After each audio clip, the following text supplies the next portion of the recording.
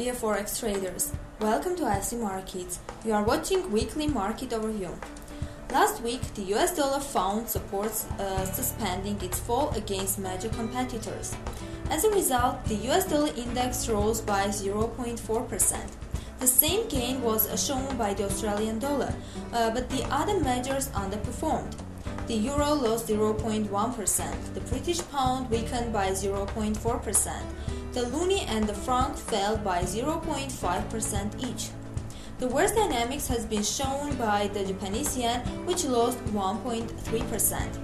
So, the fiscal issue in the USA keeps on being one of the main topics in the markets that threatens with default on government bonds by the end of this week, if the main political forces do not manage to agree on raising the national debt limit. Though the markets are still hoping for a positive outcome of negotiations, even a last-minute one, the approaching key day of October 17 without a progress can increase investors' nervousness and increase the demand for traditional safe haven assets. The dollar against the Japanese yen found support at its 200-day moving average, around 97.00, and now holds above 98.00. The dollar against the Swiss franc also avoided significant drop below the multi-month lows around 0.9000 and seems to be forming a short-term reversal pattern, implying a movement toward 0.9200. This week, a part of the discussion of the national debt limit in the USA, we are again waiting for a lot of interesting releases. On Tuesday, pay attention to Reserve Bank of Australia October meeting minutes. A bit later, September inflation data from the UK will be released. On Wednesday, we are waiting for figures on the UK labour market and September consumer prices in the Eurozone. On Thursday, again, the United Kingdom and the data on retail sales will be issued. And on Friday, a large block of statistics from China will be released, including GDP for the third quarter, industrial production and retail sales. Later in the evening, focus on inflation data in Canada.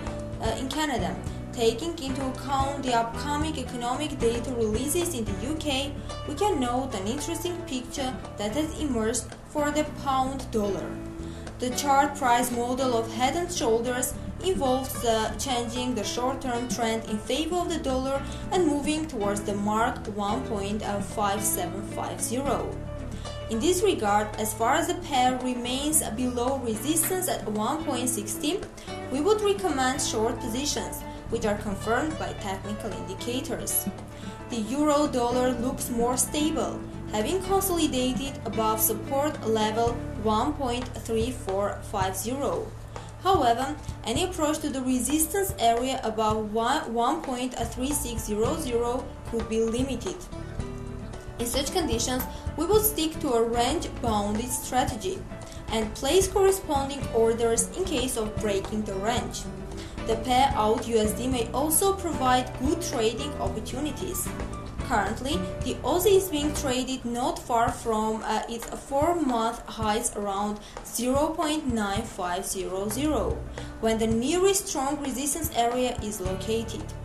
In case of breaking the resistance, we would expect the growth to continue, at least to a level of 0.9600.